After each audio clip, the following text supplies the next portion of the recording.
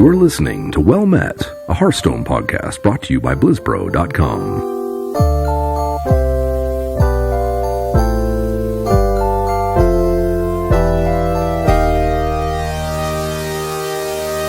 Well met.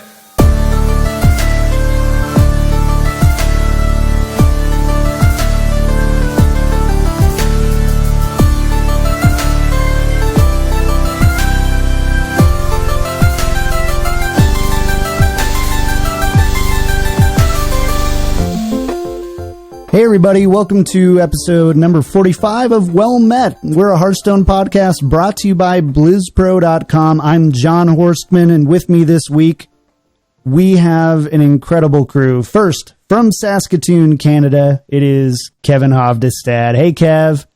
How you doing, John? Oh, great. How are you? I have had a rather interesting week. Fair bit to talk about. Going to be a good show. I'm excited to have this conversation with my two favorite Hearthstone compatriots. Compadres. And other things. Okay, fine. Thanks, guys. Over on the other side of the screen, from Kansas City, it is Mr. J.R. Cook. Hey, J.R., welcome to the show. Hey, John. Good to be here. Excited to hear what Kevin has to say because I have no idea what's going on, guys. I haven't heard anything. Yes, so this is exciting news. I can't even wait anymore. I've been practicing this speech for you, Kevin. So I've known Kevin now for probably about a year now, right, Kev? This is 45 weeks of the show. We probably were working on about a month ahead of time. So I'd say we've been friends for about a year. Yeah, pretty much right back to the start of 2015, yeah. So Kevin, I have to say this. I'm going to brag about Kevin for a second. So Kevin is one of the hardest working people I have ever met. If you've read his stuff, if you have watched his streams or even hung out with us on the show, everybody loves Kevin because they can tell the hard work he puts into everything he does. It's undebatable, whatever that word would end up being, not debatable. And so Kevin, you've got some really freaking inciting news this week. Go ahead and share it with everybody. I'll tell the story because I think the story is the best way to get it across. I couldn't say anything all week, and I've been dying to talk about this. Monday afternoon, I was at the grocery store. Of all the insane things that could be happening in my life, I'm like in the deli buying food, and I got a message on my phone from Blizzard. It says, "Hey, do you have time to take a quick phone call?" And I panicked because I'm in the grocery store. I said, I will be home in 20 minutes. I raced out of the store. I forgot half the things I needed to buy, raced home, jumped on my computer and said, okay, I'm here. I'm good. I'm ready. Let's go. Took the call. The call came from Blizzard's Hearthstone community management team along with the esports team to let me know that they had reviewed my video submission for the So You Think You Can Cast competition, or whatever you want to call it, that I had one of the strongest entries. The team really enjoyed it. They felt really strongly about my presentation skills and my work ethic and all that sort of stuff, and basically just jumped right in and said, we would like to invite you to come cast some of the Blizzard-sponsored Hearthstone tournaments. What's your availability like? Are you willing to travel? What can you do for us? And we talked back and forth about some of the logistics, about what that might entail. But at the end of the day, by 5 o'clock Monday afternoon, I had been accepted formally as a caster to go and work on the desk on Blizzard's official Hearthstone scene. We don't get to use that button often, but you get the big applause, sir. That is huge. Lasts way too long. Yep, way too, and we're good. So, Kevin, not a lot of people get to say that I'm making it in video games and esports. You're making it in video games and esports. You work really hard. You deserve it. Huge congratulations, my friend. It's a pleasure to know you. And as long as you can keep getting me into those VIP parties, I'm okay if this just keeps going on all year long. Thanks, man. Honestly, it's incredibly surreal. Even just to look at the list, to go down that list of names and see pro player DTwo, pro player and well-known UK commentator Sottle, Cora Songbird, who we've talked about and has the basically cred to her name that she, within reason, invented a pretty significant part of the Secret Paladin meta that we now all hate so badly. It's an incredible list of people. I'm so privileged to be on that list. It's a little overwhelming. I'm not gonna lie, I'm a little nervous because I really want to do a good job and do right by all the people who are supporting me.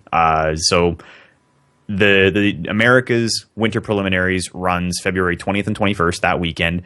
Anybody who has the time and is willing to tune in, watch a little bit of the show, give us some feedback, that would mean the world to me. We'll be there, Kev. We'll be there. We're going to make Kevin t-shirts. If you guys in the chat room listening to the show want to make Kevin t-shirts, we'll make Kevin t-shirts. We'll rock them for you. We'll be your support. JR, how are we going to top that, man? We can't top that. Maybe we should have done that at the end of the show. I don't know. Yeah, we might as well end the show now and just get it over with, because it's not going to get any better, right? It's not really it. But you actually do, JR, you do actually have some pretty cool stuff going on as well. Go ahead and tell us about it. Oh, definitely not up to Kevin's par, but next week, I talked about it a little bit last week. So Pro Gaming here in Overland Park, they've been starting to do more and more Hearthstone tournaments. They're having one this next Saturday, which I believe is the 31st, if I remember correctly. 30th, actually. And they're doing it's just going to be a conquest format, bring 4 decks, 1 ban, and I'm going to enter that. Has a $175 price pool, I think. I mean, that's not a lot of money, but it's cool that it's local and I get to go, play that. So that's my thing. I like doing tournaments. I like playing in tournaments. So that's what I've been spending this last week doing, is trying to prepare what decks I'm going to bring, because there hasn't been a lot of tournaments lately until very, very, very recently. This last week, which we'll talk about here in a bit.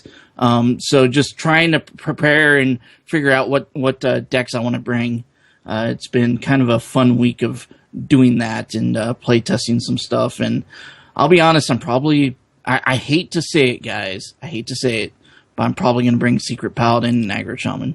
I was just going to say, Kevin, I'm going to tell you the decks that JR is going to bring. And I was going to say Secret Paladin, Aggro Shaman.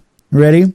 Number 3. Please tell me it's Face Hunter. Face Hunter. Yes. Number 3. So, and then number 4 is going to be like, Aggro Warrior? No. What's a fourth the archetype that two... JR hates and disdains on the show and then takes to tournaments? What else makes perfect sense? You probably bring Aggro Druid or something. You were really hot on that deck for a while. I actually considered that, but I think mid-range Druid is going to be a big one. Yeah. And the other one is probably just going to be Zulok. That's a good pick right now. I'm into this. I like the Zulok pick. Surprised, I guess, that you're not taking Freeze Mage, just given what's out there. Although I guess it's tough. Like, it's a tough one to pilot. So. And then everyone will hate you. Yeah, I'm just not very. I'm not very good with Freeze Mage. 2, I do not have the patience to play Freeze Mage. Nope. That's fair. Honestly, like, I don't pick decks like that to take to ladder or tournaments because I just lose the attention span to actually. I shouldn't say that. Like, everyone's going to bring Freeze Mage to the Winter Prelims now. Oh, God. It's like one of the big reasons I never brought Grim Patron in its heyday to a tournament. I just couldn't bring myself to play. It's just one of those play styles of I just don't have the patience for it. I mean, I'm honestly, like, even though I give it a hard time, like Aggro Shaman and stuff like that, I've always been kind of a high aggro player in even Magic the Gathering. So I'm just not much of a control player at all. I like to just pump out my turns and just go. And Smork. Freeze Mage, yeah. Well, not, yeah. Yeah, sort of, let's be honest. I don't want to jump the gun here, but if you want to know how I react to Freeze Mage, you should watch the post show. the post show last week where the first deck we queued against, and literally a 25-minute was a Malagos Freeze Mage. By the beginning of it, I was doing fine, and by the end of it, I was like a beer and a half in because it drove you to drink. It drove me to alcohol. That is how much I hate Freeze Mage. I'm just making snarky comments the whole time. It was the absolute worst. Yeah, the look on your face at the end of that, though, was priceless. Like, if there was ever a Twitch emote to have on this show, that would be it. Yeah, just the... Freeze John. Yeah. The soulless eyes just kind of just staring back right into the camera. It was... Man, that was not a good time for me. So how about you, John? What have you been doing in Hearthstone this week? You know, I didn't get a whole lot of time for Hearthstone this week, but I did get time to sneak up to rank 9. I actually got to sit down with Ray C591. Pretty new to the Hearthstone scene, which is pretty cool. He plays over one of the players for Vicious Syndicate. We're a big fan of them and all that they do. They bring some awesome things. Tuesday Night Hype, one of the biggest recurring Tuesdays tournaments. I don't know. It's a big deal because it's one of the first things to give world championship points, and they do that stuff. So they've got a great thing, and I got to sit down with him for about 2 hours, and we just played and got to really get into his mind. He's a former competitive Pokemon player moving into Hearthstone. He's got some multiple top 100 finishes and a top 50 finish in like 8 months of playing the game. Like, the dude is just very smart, thinks about the game very uniquely. You should go check out, he's on Twitter, RayC591. I think he's on the same thing for Twitch. Really smart guy. And also, if you're looking for a Hearthstone coach, really reasonable rates. So you should go check that out. But yeah, so I got to sneak up to rank 9. I've got actually extra time this week, so I'm going to be trying to push up to the ladder, get, hopefully around rank 3 or so is where I'm usually happy to kind of sit and fail the rest of the way. So hopefully we get up there. But yeah, not a whole lot. First week of the semester, right? Not getting a lot of time for Hearthstone. Yeah, I know that feeling all too well. Yeah. Unfortunately. Yeah, it's tough. I mean, I played as much as I could, but honestly, the time I did have to play this week, I spent a lot of it helping other people out. I had a lot of friends and people who were excited about my little announcement, such as it was, and wanted to kind of get into the game and get caught up on what was going on so they'd be able to tune in and enjoy the tournament when the time comes, and trying to teach people how to, play and relearning what it's like to play from the bottom, where you go to build a deck and I grab all the cards I can from their collection and I look at the list. I'm like, oh, we need to put 16 more cards in this deck. What cards do you even have? It was a good experience. It was fun to kind of start over from the bottom. Speaking of starting over from the bottom, let's talk about some news. This week in Hearthstone, Heroes of Warcraft. We got some big news this week. We already went ahead and broke down. We've got some exciting new casting coming to the Winter Preliminaries here, February 20th and 21st. But, Kevin, we've got a ranked spotlight. We were talking about Fibonacci a little bit a couple weeks ago, or was it last week, 2 weeks ago? I think it was 2 weeks ago. We were talking about Fibonacci, and since then, the Hearthstone team has come out with a ranked spotlight on Fibonacci. Why don't we go ahead and talk about it? Yeah, so I think it's really cool that Blizzard clearly listens to our show, and we say, hey, what would be really cool is if, someone captured what the top players on the ladder were using for decks, and then like a week later, magically, what's on the Hearthstone blog. So thanks, guys, for, taking our suggestions under advisement.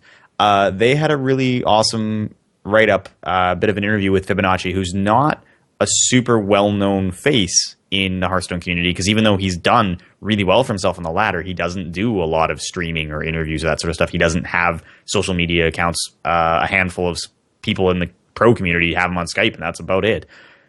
So he did sort of go through and talk about how he was able to succeed at winning the ladder, the America's ladder specifically, in the December ranked play season, and provided his deck lists, the warrior and mage deck lists he was using. So he ran a modified control warrior deck, runs a lot of the things you would expect as far as removal and the kind of core spells and minions that typically get used in control warrior, but did have some cool one-offs.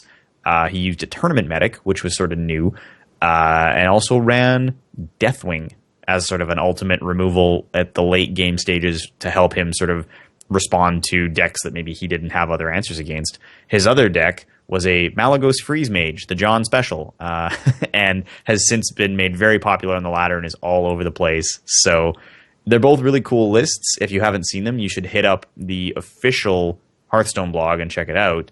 Fibonacci did go on in the article to say that he does stream a little bit now. He's going to start doing that more, I think, in this year, now that he's gotten a lot of really good exposure and sort of feedback, because I think there's some really great opportunity there for him. And he's hopefully a player that we're going to see a lot more during this year's tournaments.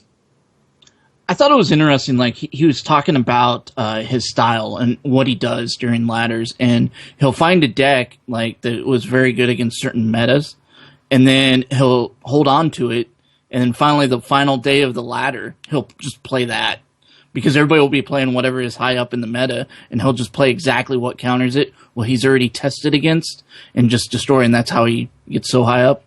I thought that was... I'd never even thought about that. I thought that was genius, to be honest. And that's obviously how he's able to get rank 1, like, 3 or 4 times in the last year now? Yeah.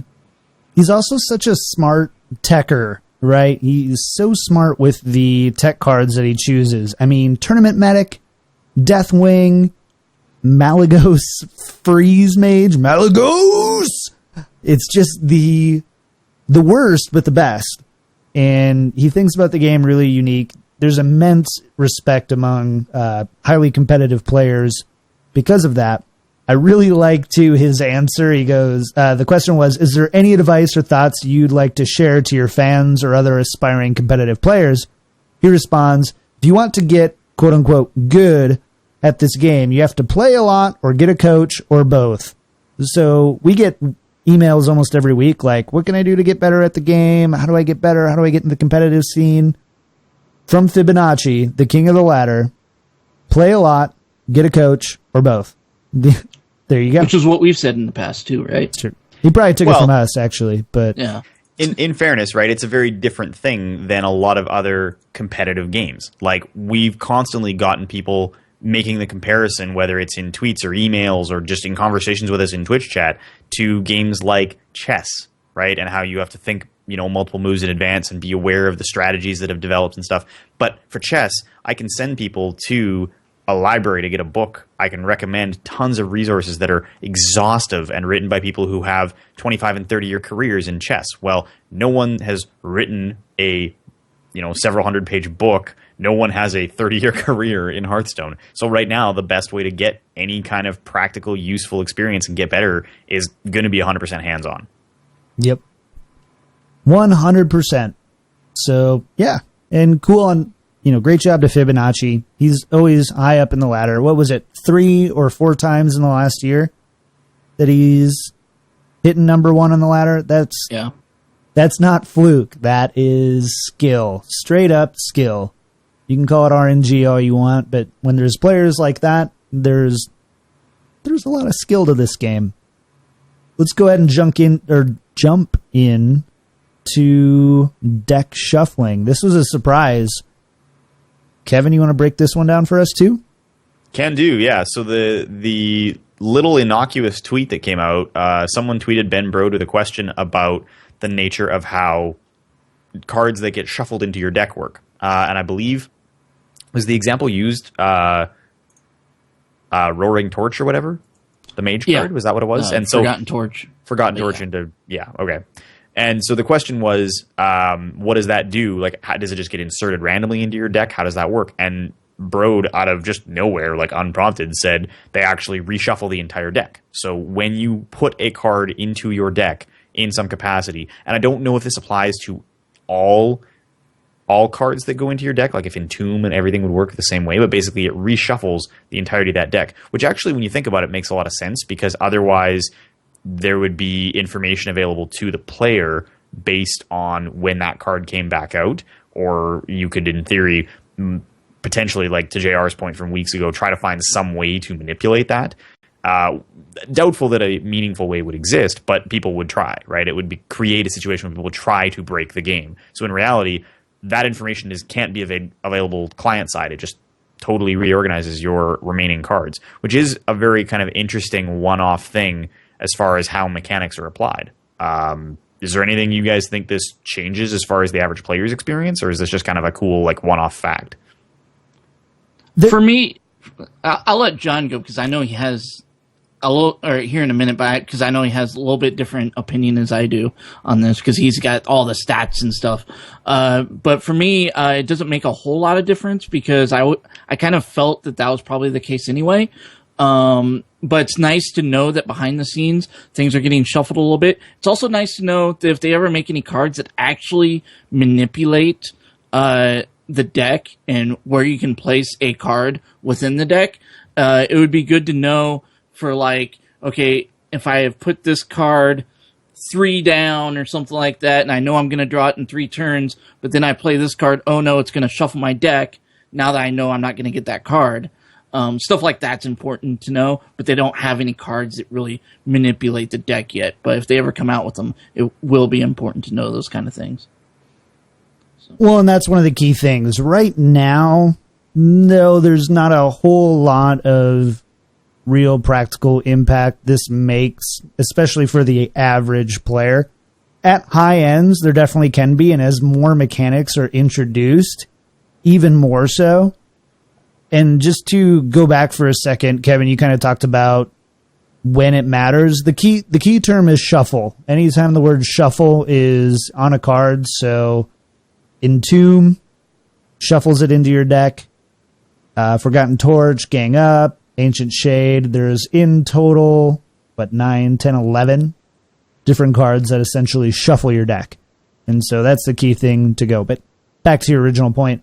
No, there's not a whole lot of impact that this is going to really have, especially now, but probably as more cards get introduced into the game, there's probably a pretty high probability that it will happen. So, yeah.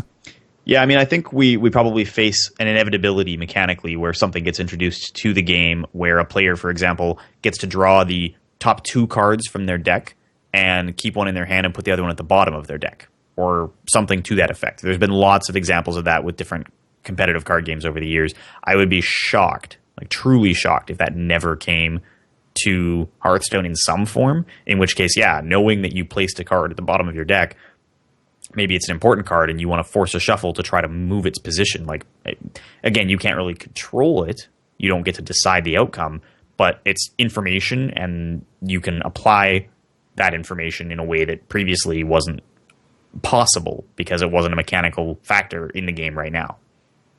And there's definitely a lot of ways too, especially with like move, shuffle or put a card at the bottom of your deck. Imagine, having a mana cheaper version of removal, but it goes to the bottom. So like, that you're never going to see that again until the end. And then now you have a shuffle card that does it. There are a lot of implications that shuffling can really have on the placement of cards. So, yeah. It definitely probably is more relevant, I guess, now that we've discussed it, to the future of the game, because it's one of those design space limitation things, right? This does mean that in the future, other mechanics are going to probably interact with shuffling. Absolutely. All right, JR, I can't believe I'm about to say this, but give us a breakdown on the esports news in Hearthstone this week. Oh, man. So... Wait, sorry. I don't want to interrupt you, but I don't want people who are just listening to think I'm an absolute jerk for saying what I just said. JR has said multiple times on the show he really doesn't care for Hearthstone tournaments and Hearthstone esports in the sense where he doesn't really like to sit and watch tournaments and things like that. This week, when we were going through our show notes, I go ahead and look, and there's like half a page of tournament news, and it was all put in by JR, and he's watched it all. So JR is going to take us through the esports news for Hearthstone this week. Well, yeah, I've been in the back end, we just have like the mind blown GIF on loop. Well, the reason why is, one, I've been trying to study up for the tournament for next week, right? So it's like, okay, what are people playing right now? What do I have to be aware of? What are people bringing to tournaments? That was kind of one of the big reasons why I've kind of paid attention to it quite a bit this last week, especially this weekend. Probably one of the biggest events that happened this weekend, though, was DreamHack, the Asus Raj 10th anniversary with a $9,500 prize pool. They did it last man standing. They had 16 players. It was invite only, so it would have had Ostakaka, Tice, live coach RDU, some of the bigger names. So this, just because it was invite only and not an open, this wouldn't have been available for WCS points. So in that tournament, Tice actually didn't even advance. He couldn't even win a game, which was kind of mind-blowing to me because, as we were saying, he was probably the best player in 2015, and he's not starting out 2016 in the greatest way. In the tournament, though, we had first place. We had Orange winning out. Second place, Super JJ, which I know that we have talked in the past that he is an up-and-coming player, someone to watch out for in 2016. And here he is in a major tournament getting second place. And then third and fourth, we had Mr. Yogat and ECOP rounding it out for the top four. So did either of you get a chance to watch this or have anything to say? I didn't get to watch this, but you just kind of talked about Super JJ, and again, you got dominated by Orange in the finals, 3-0, but Super JJ had to beat Ostkaka the first round, and he swept him 3-0, and then beat ECOP 3-1. So Super JJ, again, we've never debated that he's a great player, but really establishing a really strong start to 2016 against some huge players. I don't know what he did. Oh, he went 6-0 in the group stages too. Yeah. Like, holy cow. Like, dude's on fire. Watch out for him. Maybe we should get him on the show before he blows up and gets super famous or something.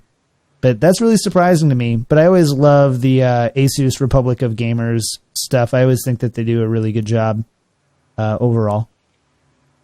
Yeah, so next up, we're going to kind of go into the Asian scene a little bit here. I'm just going to kind of blast through this part really quick. But we had the OGN Korean Master Season 4 end. It started on December 19th and finished this weekend. First place went to Segoe, or Seaguy. I don't know how to pronounce his name, so I'm just going to go with that. Second place went to Time, and third and fourth went to Stilo and Irony. And then we had... I like that. Yeah. That Irony is a great name for a Hearthstone player. And then we had the Gold Series 2015 there in China, which had a $50,000 prize pool. And it was kind of cool because the winner could choose cash or a 500G pure gold Hearthstone statue. And I'm going to ask you guys here in a minute what you would have chosen, but I'm going to finish this out real quick. We had 32 players. First place went to Zhang Bo, who that's the first time I've heard of this guy. You guys might know him. The other two I've heard of before. Second place went to Zoro, and third place went to Magic Wand. So if you guys had a chance towards money, let's say $30,000 might have been first place, I'm not sure, or a pure gold Hearthstone statue, what would you choose? Oh, man. I mean, you have to look at the pictures of this statue. If you haven't, look up Gold Series 2015. You'll get a link to the Liquipedia entry for this tournament. That statue is really nice. I mean, obviously, $50,000 is a lot of money. I think the actual prize pool was after conversion was something like 48,000, something like that. Yeah, exactly. Whatever. That's a good sized chunk of change. But it's money, and I'll be the first to admit that money comes and goes in your life. It's not gonna do a lot for you. That's gonna buy you a mid-sized car or something. But that statue, I mean, would be one of a kind, irreplaceable, appreciate in value over time. I think I'd have to take the statue. As insane as that sounds, staring down the barrel of $50,000, $50,000 would pay off my car. It would do a lot of stuff.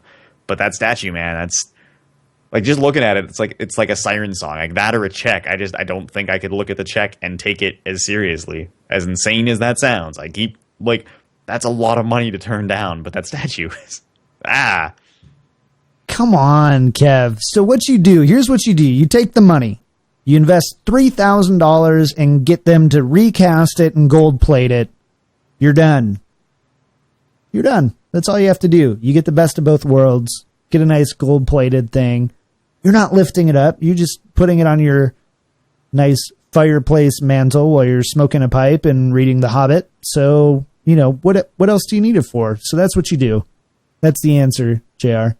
Okay, I'd probably take the statue just because I can turn around and sell it if I ever needed to. And the statue's the cool. Gold standard. The gold standard. Yep. I got to go Ron Paul here. You got the gold. That's my future investment, right? Yeah. So, no, don't do that. I like trinkets like that. It's just one of a kind stuff. It is I true. wouldn't be able to turn it down. I had to have to take the statue over the money. So my question is the photo a mock-up, or is it actually, like, did they have to cast the statue anyway? Because I would be really curious if now that statue is just sitting in a vault somewhere waiting for them to run the next one, like Gold Series 2016 or something. Because it does seem kind of curious that, like, if they've made the statue and they also have to have the money on hand to pay out the prize pool, I would have some questions there. Yeah, I'm not 100% sure. No, me neither. I'm just like thinking out loud. But yeah, it's nice looking statue. Like, get a look at that picture. It's worth your time. Yeah, we'll definitely be posting that in the show notes, pictures of the statue, so that you guys can check it out. Last but not least, this one just ended not too long ago, maybe about 6 or 7 hours ago. We had the Starlighter iLeague Star Series, also with the $50,000 prize pool. First place went to Lan Xinzi from China. I think he went by Robin or something like that at one point.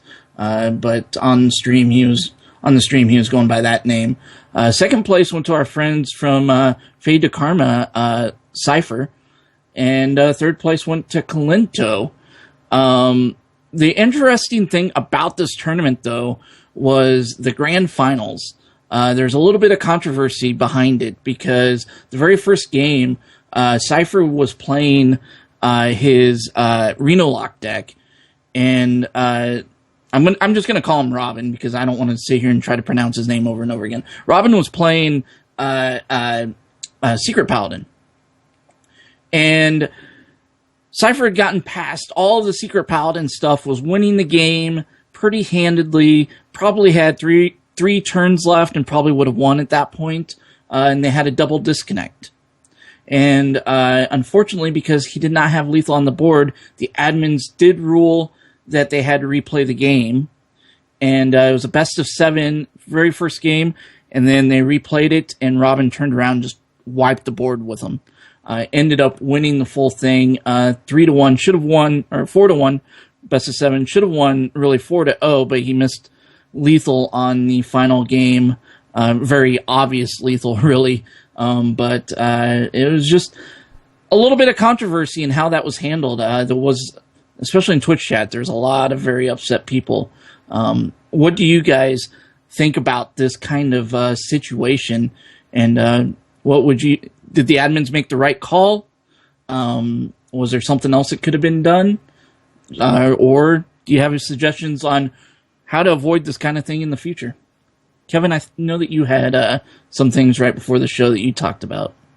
Yeah, so I mean, I caught the controversy kind of real time. I didn't have a chance to watch the whole tournament, but I was around while it was going on, working on some other stuff. And I guess I just feel like, obviously, the admins had to do what they had to do. You can't fault them for operating within the construct of the rules as they were set out and working within the scope of the tools they have. You can't declare someone a winner because they're ahead by hit points or something. Like, you have to say the game wasn't over, so we're going to do it again.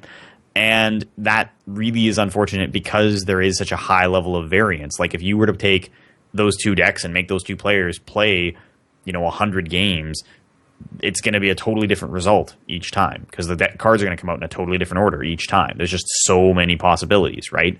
Having said that, my hope is that down the road, with Hearthstone having such an awesome, burgeoning professional scene and so many amazing opportunities for people to play at a competitive level, and people really loving it, like, the fan base for this game is unreal. It skyrocketed out of a PAX announcement where everybody kind of scratched their heads into arguably one of the 3 or 4 biggest esports in the whole world right now. At that point, I think the onus is on Blizzard to say, like, we need to do some work on our tools for that component of how this game is played. And something like how StarCraft has the ability to resume from a replay or pick back up from a log file would be super good for situations like this, because the swinginess of Hearthstone is an inherent thing, and we know that. But we're not just talking about Boombot RNG here. We're talking about the way that, what we were just talking about earlier about how cards are shuffled in your deck. That's an insane amount of pressure to put someone under when they're playing for, in this case, the grand final of a major tournament and a fair bit of money. I would love to see Blizzard work on how they're going to standardize and develop the tools to make it so that these kinds of situations are more manageable, I guess, because in the future, as the game gets more serious, as the prize pools get larger, as the tournament scene grows, which ostensibly it's going to continue to do. I don't see any signs that Pro Hearthstone is going to slow down anytime soon. That's going to be really important. We can't afford to have whole tournaments decided on the fact that somebody disconnects from Battle.net for 30 seconds. That's insane. Well, and something too, because I totally agree with Kevin. So as far as I know, there is not a client-based version of Hearthstone. Am I correct in that? You're correct. Yes, they don't even do a client-based version for like the Hearthstone World Championships. They're both connecting to Battle.net on whatever technology's on stage. Exactly, and in there lies, I think, the fundamental issue. Right now, there's no tool, just rules that protect from disconnects. Right, which is what happened basically if you have lethal in hand or it's in hand, right? Because they can see it. So as long as you have lethal in hand, you have the ability to do that or to take the win or whatever. Otherwise, it's a total replay. But they need, because they're setting themselves up for failure here. They just need, to Kevin's point, all you need is kind of not even like a resume feature, which also I don't think is that hard, but even just a board state feature that allows you to go back through a board state up until a certain point and hit proceed. The cards in your deck are exactly where they were. Cards in your opponent deck were exactly where you were. The cards that were played. The board state's there. The cards in your hand are there. And you should just be able to go ahead and keep playing going forward. The reason, I guess, that I'm pitching something like Resume from Replay is that it has so many other applications, right? Let's say that you and I are, both working through a coaching scenario with somebody who's a patron of the show, for example. We can actually grab the board state and take it and play through it and try the different options. You can actually, instead of, posting a screenshot of a lethal puzzle that you've constructed on some hacky third-party tool online, like you can actually just say, okay, this is the game. Played, you can see what's on the board, what's in the hands. You can actually just pick up a game at any point during any game and work your way through it, which would be a really incredible tool for learning about the possibilities, experimenting with different outcomes, testing a bunch of the possibilities, stuff that we just can't do right now, and we have to think through it academically, which isn't a bad thing. Like, I think being able to construct those variables in your head is really important too, but as a teaching tool, as a learning tool, as a way to reinforce the validity of the results of the competitive scene, it would be enormous. It's been incredible for Pro StarCraft. Like, I cannot express how great it's been that when a player disconnects or somebody's keyboard malfunctions or something, they just pause the game, shut it down, fix whatever was wrong, and pick the game back up exactly where they left off, so no one gets a benefit from a disconnect, because that's an awful, evil feeling in a professional tournament setting. I mean, that's a player has a problem with their tennis racket, so we throw out all the points their opponent has scored. Like, that's insane. You can't do that in a competitive scene. You just can't. Yeah, and I've run tournaments in the past and fireside gatherings and stuff, and I've had 80, 90, 100 players show up to them, and just trying to run a tournament and having a rule in there about disconnects. Because in this case, you're running something that's in front of everybody. Everybody's seeing what's going on. In open tournaments, or in an open, it's a little bit different because everybody's kind of playing off on their own. There's not really a lot of oversight because there's, 50, 60 games going on at the same time. When two players have a disconnect, it gets a little funky on how to manage that, because it's like, well, just replay it, hope for the best. I'm sorry. But then you might have a player that's just sitting there and always getting that bad hand or mulligan or something. Maybe they're disconnecting on purpose. but you don't know. You don't have, as an admin, I don't have any way of really proving that. So it would get rid of a lot of that possible cheating, especially since Blizzard's really starting to push these open tournaments to get into the WCS as well. I think it's something that they are going to have to really address, not only from the high level, but also, you know, in like these other tournaments, open tournaments, to help admins out quite a bit. Absolutely, yeah. I think there's gonna be development. What it is, we won't know. I mean, this is where we all on 1, 2, 3 tournament mode, right? Like, there's going to be something down the road that probably solves some of these problems. I'm just excited to see what it is, and I'm hopeful that we see it sooner rather than later. Yep, I agree. Yeah.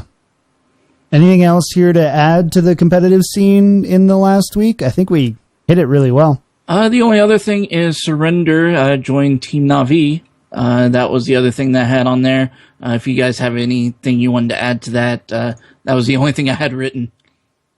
And Surrender, if I remember correctly, he was number 10 on the players to watch in 2016, the article that we reviewed a few weeks back?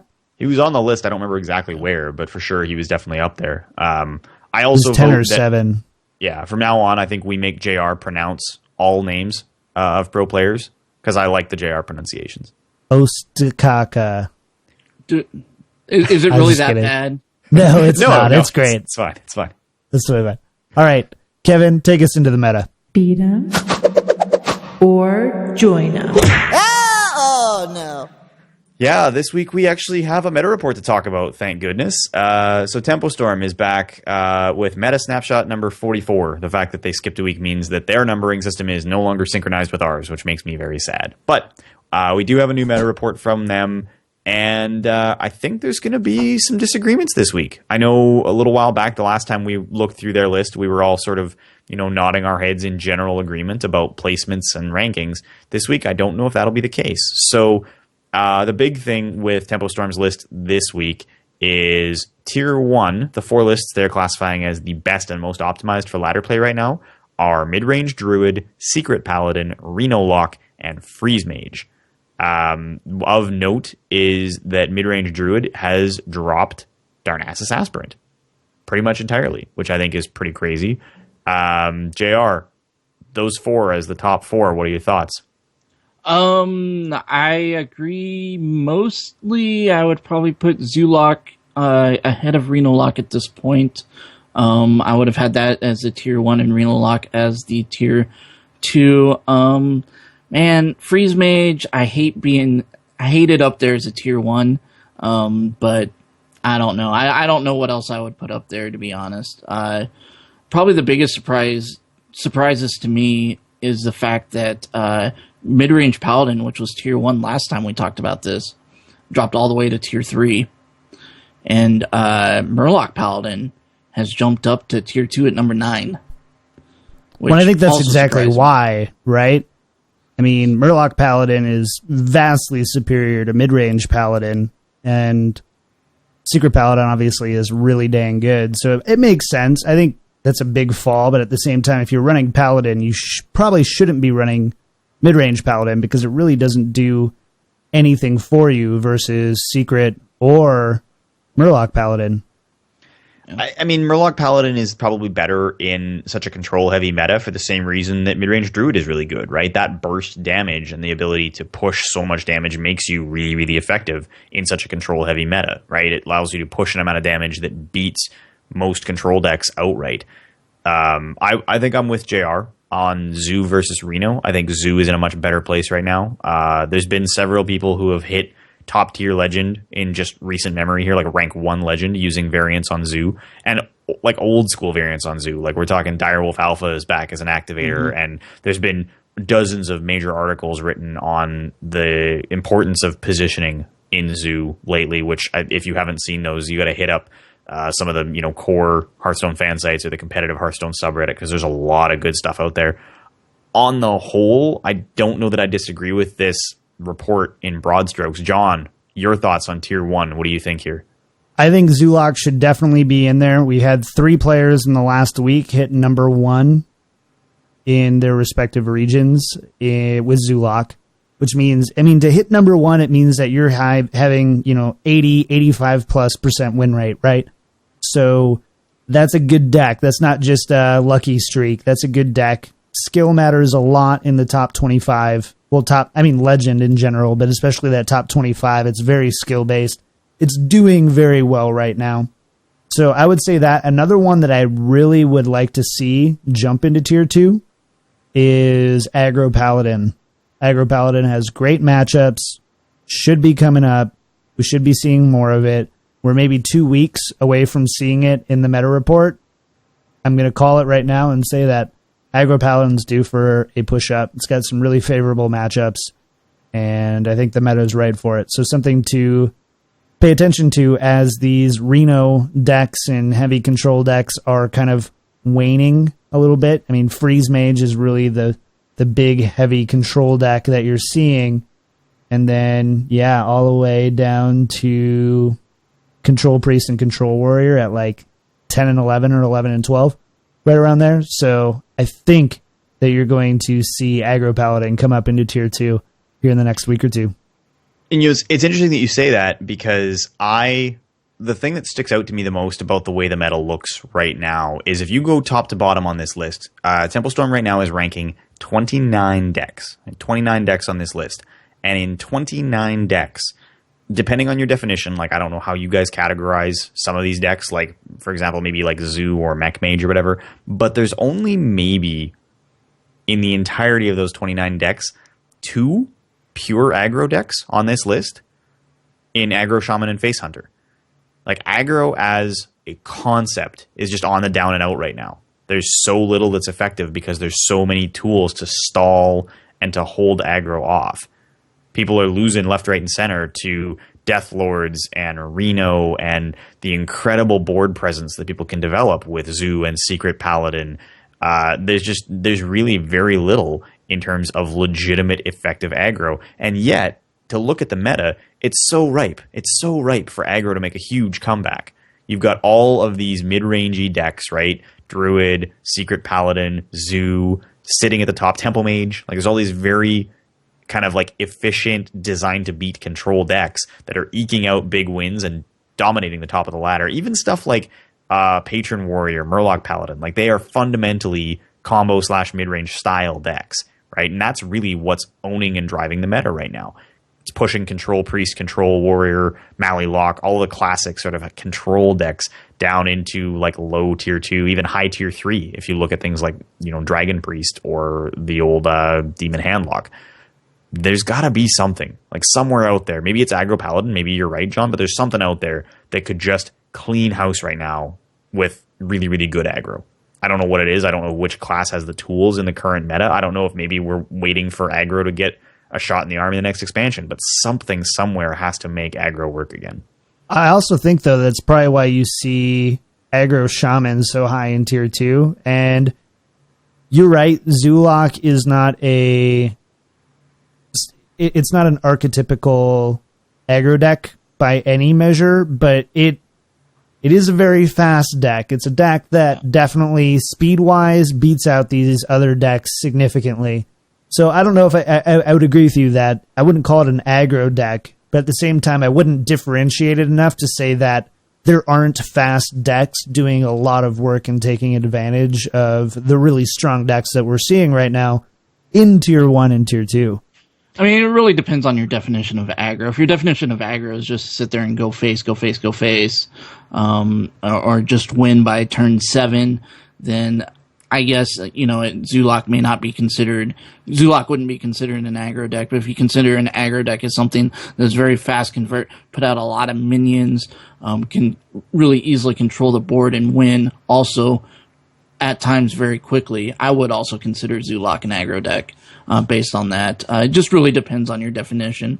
Like I said at the beginning of the show, I like to play aggro style decks. So that's, even though I'm not a big fan of aggro shaman because the problem I have with aggro shaman is I don't feel it's very consistent, whereas Zulok is actually very, very consistent. And what I want to get out of a deck and be able to win quickly, aggro druid was another one that I felt was at the time very consistent, depending on what you're playing against. The only thing that I found interesting, though, and Kevin kind of brought this up at the beginning of this, is the fact that mid-range Druid has taken out the decks have now taken out Darnassus Aspirant, which we had considered very early on as something that would really help out mid-range Druid. As of probably about a month ago, we saw that kind of reduced down to 1. People played with 1 instead of 2, and now we're starting to see deck lists without it. And I think that's a pretty significant change, to be honest. And I'm kind of wondering if you guys had any opinions on that and why people would be taking out Darnassus Aspirant from mid-range Druid. Kevin just said it. There's not enough aggro there, so you don't need Darnassus Aspirant anymore because Control Warriors, I mean, you just hard mulligan for your removal against that Aspirant, and then you totally stall Druid out. When you see aggro come back in, you're going to see Aspirant come back in because it's such an immediate threat. It at least stalls your opponent for a turn, for the most part, and it has to be dealt with. So yeah. I mean, to give you some context, right? The first time I hit Legend was August of last year, playing a mid-range Druid deck, and my deck was very close to this one, but faster because we were in a much more aggressive meta. So I ran Aspirants. I also ran Druid of the Saber, because having something to play T1, T2 was so important. You needed to be able to coin out a 2-drop, or play Living Roots, or innervate something out, or get started on ramp with an Aspirant. Like, you had to put something on the board. If you had to hero power on turn 2, you were dead, because you were going to get run over by aggro decks. Whereas now, because we're in such a control-heavy meta, I really got to work on that if I'm going to be a caster, guys. You're getting John syndrome. John syndrome. Oh, God. I didn't realize it was contagious. You'll see Druid drop things like Shade of Naxxramas, because Shade of Naxxramas does not fly in anything resembling an aggro-driven meta. You can only run it when you can safely leave it on the board and let it develop. You can't let a minion sit and not act for multiple turns when you're trying to survive against aggro. And Shade of Naxxramas trades down, not up, if you're forced to do that. Yeah, I guess for me, the Darnassus Aspirant was always something that it seemed like lately when I've been playing it, it always gets killed right off the bat, right? I never really get that extra mana advantage that you really want from Darnassus Aspirant to begin with.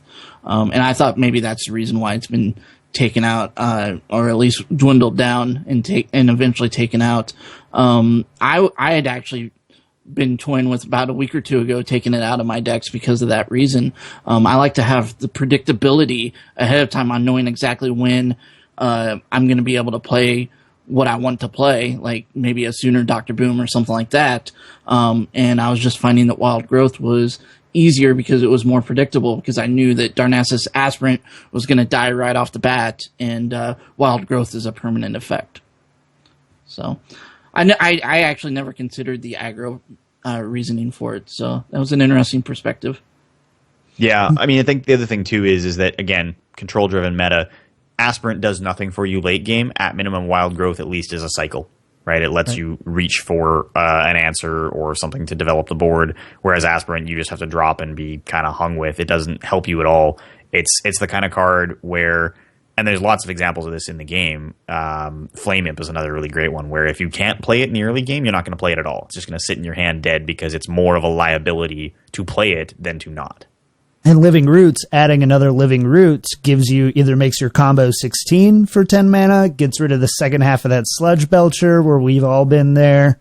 We're so close. We got that second half of a Sludge Belcher. It makes sense to see both Living Roots now, because it's not, normally 1 mana is awful to draw in the end game, and as your only card it still is, but it's got really practical uses that make it so good. And again, Aspirant will be back. It's just not the hero we need right now.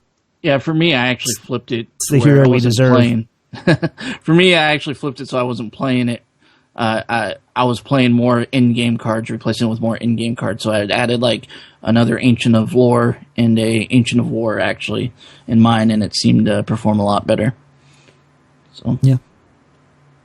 All right. Cool. Meta solidified. We've got mail. We've got mail. Every week, you guys, you can send us your emails to wellmet@blizzpro.com. We love to tackle these We do our best to do it. We probably should be better at it. We actually got an email, or a couple of emails, a couple of weeks ago, and didn't get to do it with Jocelyn. We already had a long enough show as it is, so we're going to go ahead and tackle them this week. The first email is from Tony S.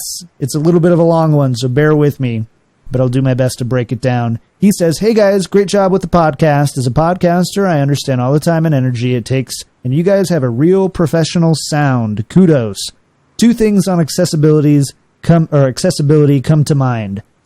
The following, I've condensed it a bit. That was a note for myself that I wasn't supposed to read.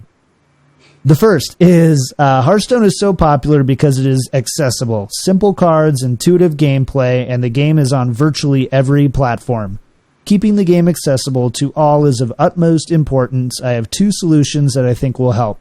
Number one, keep the cards you get in an arena run. In Magic, you keep the card when you're in limited format, and this helps you build your collection. Arena Awards aren't enough. Building your collection a pack at a time is not enough. Because you don't have to own any cards, you can make the argument that Arena is more quote-unquote noob-friendly, so Arena could help players more interconstructed. Number two, allow players to disenchant golden basic cards. A lot of people don't care about the gold cards, and being able to do so will help players build a collection of important cards rather than having basic golden cards that nobody uses. Ultimately, I think the solution is not one big solution like discounts or giving away the core set, but is instead a few tweaks like above. What do you think, Tony? So I'm going to break this down. Number one, get the cards that you get in Arena. Number two, disenchant golden basic cards. JR.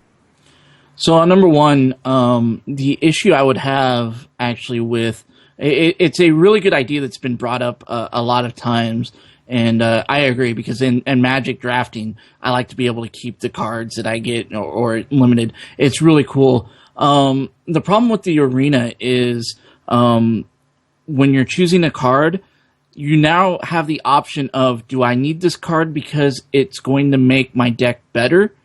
Or do I need this card because I need it in my set? And I think that's the reason why Blizzard's trying to stay away from something like that, because they want people to choose the card that they believe is going to help them win, to make the Arena better as a thing to play, rather than a way of getting cards that you might need. So it was more for the gameplay reason instead of a card collection reason. The other idea I also thought was very good, but the only thing that I would question on that is if I was to disenchant my basic golden cards, am I going to regret it later? Because how am I going to get them back? And that's the only thing is, like, am I going to have that regret a year from now because I decide, now I want to collect golden cards and I've disenchanted them. Is there any way for me to get them back later on? That's the only thing I would have to add to that. I think I'm in the same boat as you, JR. I think they're really creative solutions, so kudos, because those are really cool solutions that I haven't really heard presented a whole lot, which is cool. They're very unique. Personally, if it's card acquisition, I would just rather Blizzard reward you for either hitting certain ranks on the ladder or leveling up your hero. I think that those are two elegant solutions that allow you to, imagine every 2 or 3 levels after level 20, you get a pack. Like, that's just it. So for playing, whether it's with your friends or in Arena or in Tavern Brawl, you're still progressing your character and you're still building your collection. I would say, for me, I would rather see that in there. I don't know that you get enough dust from the basic cards as is to make a real meaningful impact on your collection. I don't play a whole lot of Arena, so I can't really say how effective that will be, but it seems like basically you're sextupling the amount of cards that you get from an Arena run, right? At the minimum. And so, at the maximum. And that's sextupling how fast you do that. That's also for Blizzard that can be kind of a huge ramp up. I don't know business-wise how that would make sense. What do you think, Kev? I mean, two things, right? So JR hit the nail on the head on the arena thing. The arena solution is cool, and obviously in a physical game, when you draft, you get X many cards, you put a deck together, and you keep all of them. So, I mean, to JR's point, it wouldn't just be the 30. You would get all 90, presumably, and you would just own those 90 cards, which in turn would have to have some ramifications for how expensive it was to do the arena, and maybe just how arena played out in general, because for the kind of cost it would now incur, people might want to play more games or see other benefits. I don't know. But absolutely the problem would be it does create some negative incentives in arena. There may be players who would sign up to do arena because it was the most cost efficient card acquisition method and intentionally lose their games to get back to drafting faster, because you can only have one draft going at a time in the game. So it would actually discourage people from playing the arena because they would just be trying to maximize their card acquisition.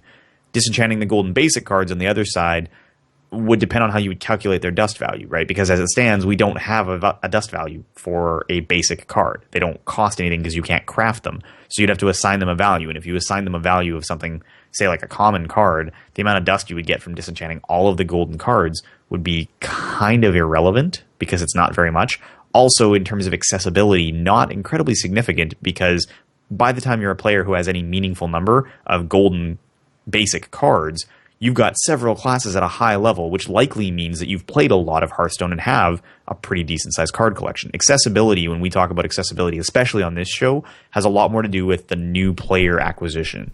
When somebody who's brand new to the game sees a cool deck that they look up online and they really want to play it, how expensive is it for them to get into that? And I think what's going to end up having to happen for the game long term is there's going to have to be some kind of like starter booster way to get jumped into the game where a player can spend, $15 or whatever the magic number is, because I don't know. I don't work on that kind of stuff. But Blizzard could say, okay, we're going to give you a default deck that's been put together by the dev team. You can buy a class and an archetype for $15. So you spend your $15 and you're given the cards to play a moderately accessible deck like Zoo or Mech Mage or something, where there are some cards in there that cost a decent amount of money or dust or whatever, but you just get them and it gives you a way to jump in and start playing the game rather than feeling like you're forced to drudge your way through trying to collect all of the classic cards and level up your classes using nothing but the basic set when there's really no efficient way to do that. Because you want to play against other players, you want to play with your friends, you want to get into it, but everything is so gated. So there just needs to be something that jumpstarts those gates, right?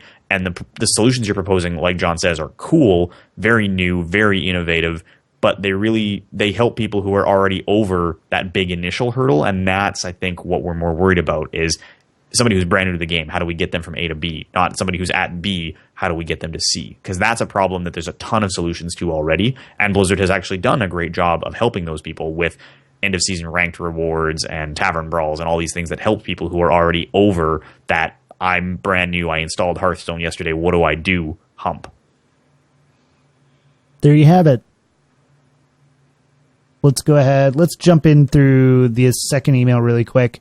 Then we got to go. It's been a long show already. We're already well over an hour. So let's go ahead. I hate it when I say that.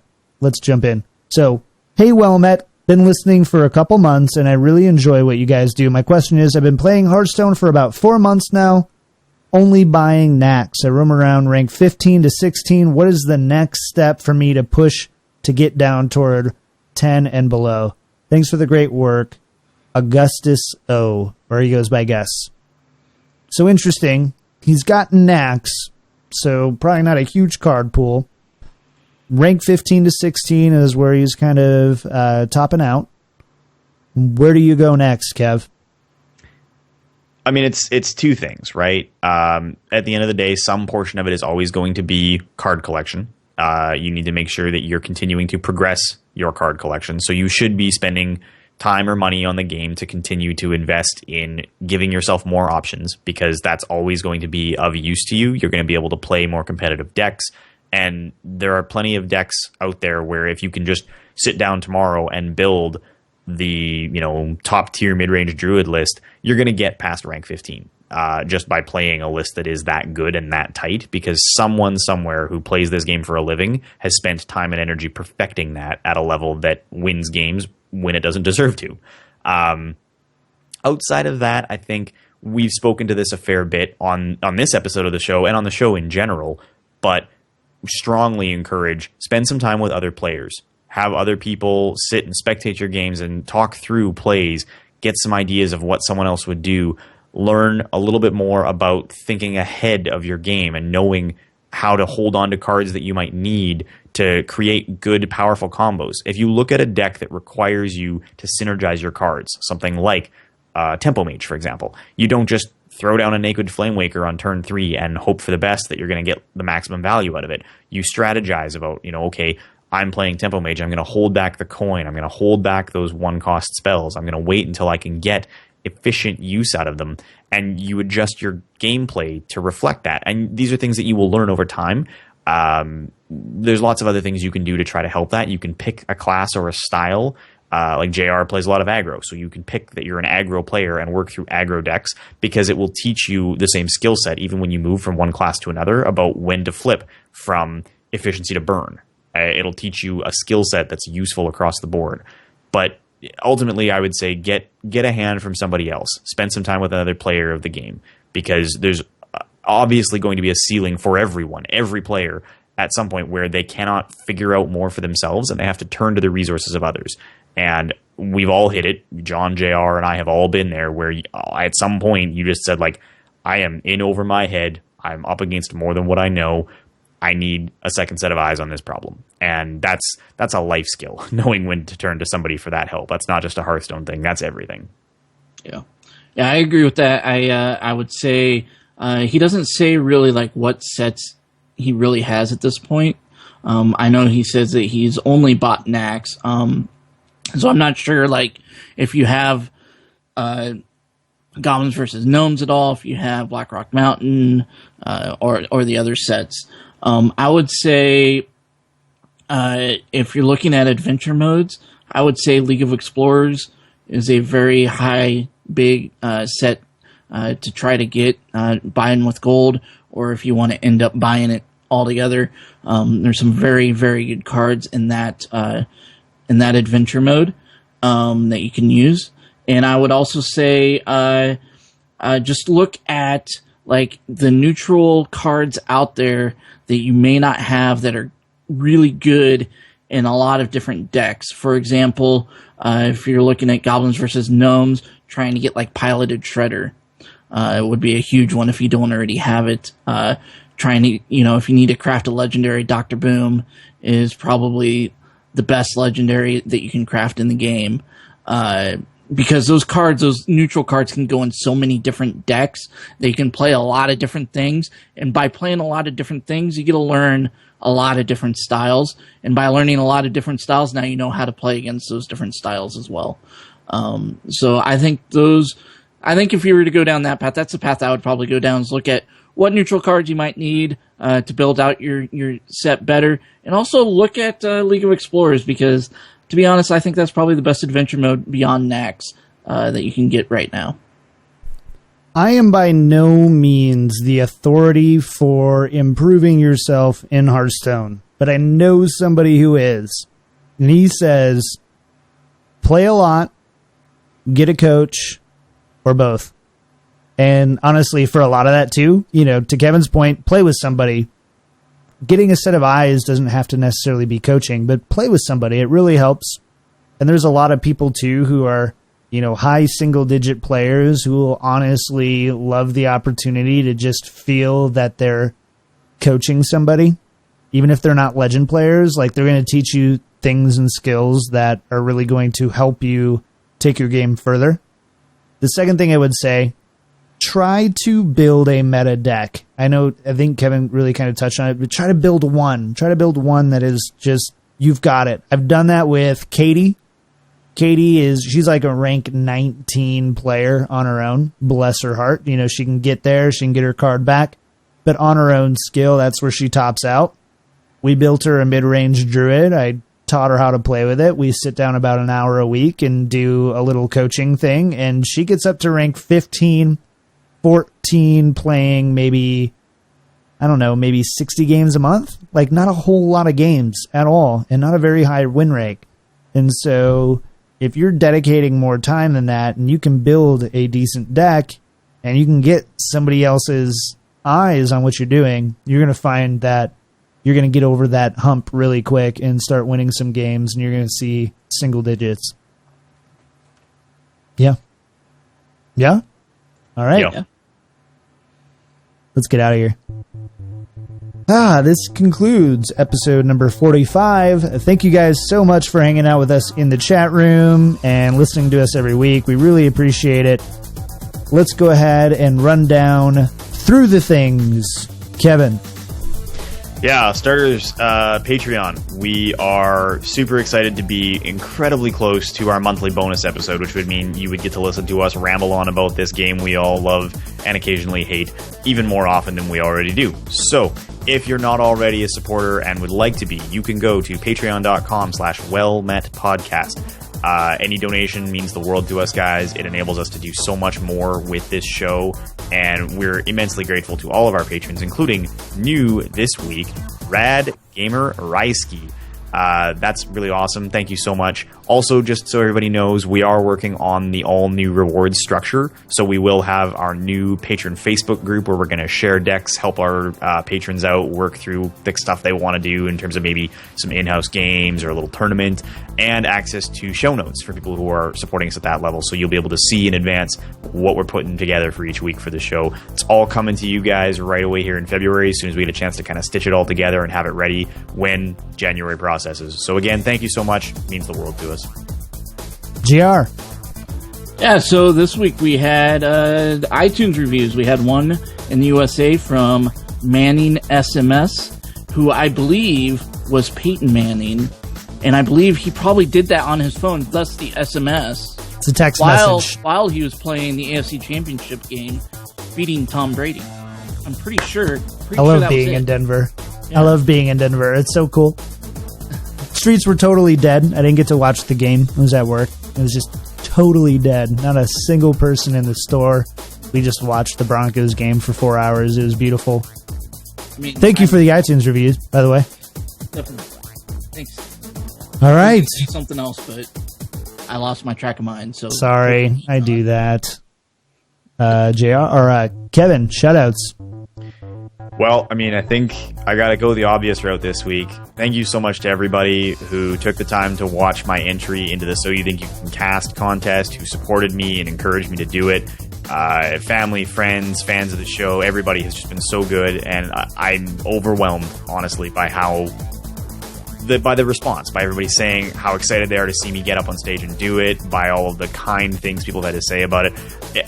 People say the internet's going to be a terrible, evil place where you'll hear nothing but bad things and people are going to be mean, and I've had none of those experiences. I've had nothing but just love and support from everybody, and it's awesome. So shout outs to the other people who made it through and are going to be up on that stage: DTwo, Sottle, Aquablad, Songbird, and Raven. It's going to be a treat to work with you guys. I'm incredibly excited, just ecstatic beyond words, and it's a real dream for me. Thank you. You're welcome. JR, what about you this week, man? Oh, I have a couple things.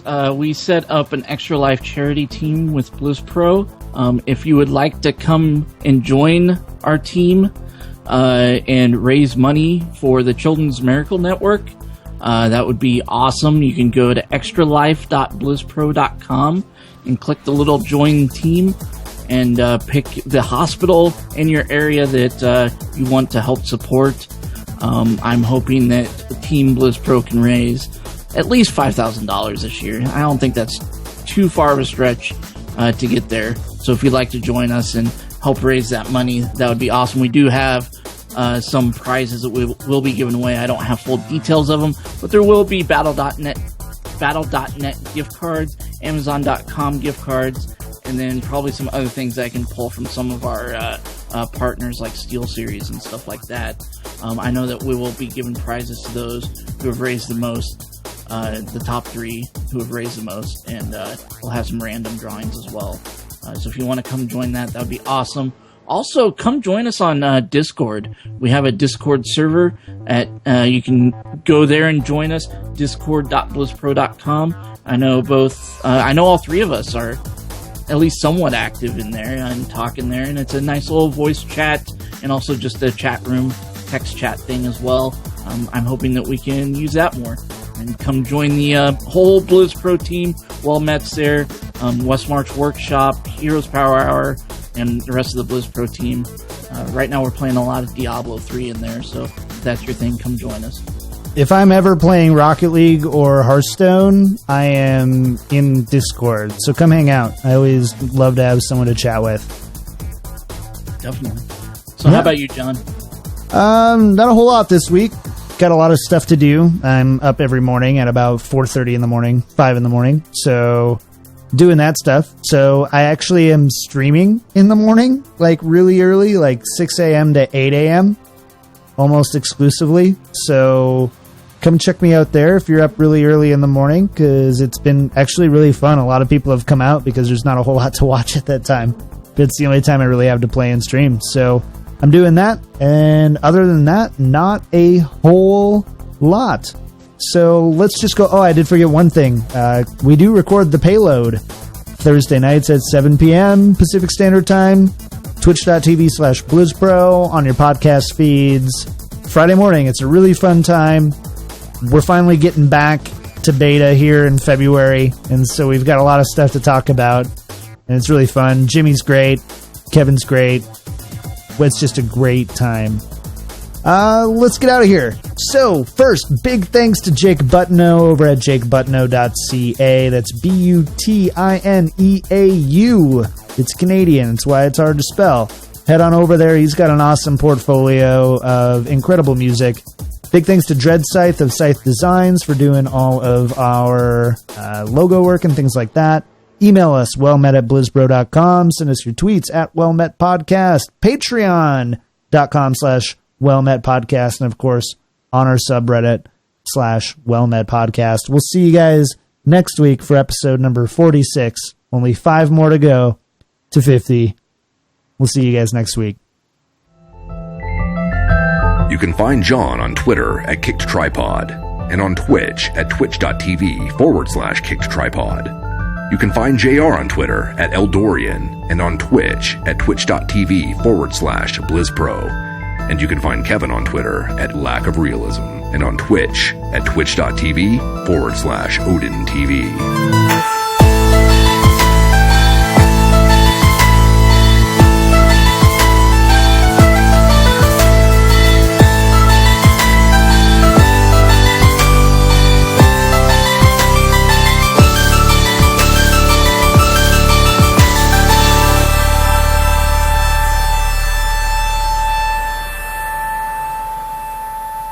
BlizzPro.com.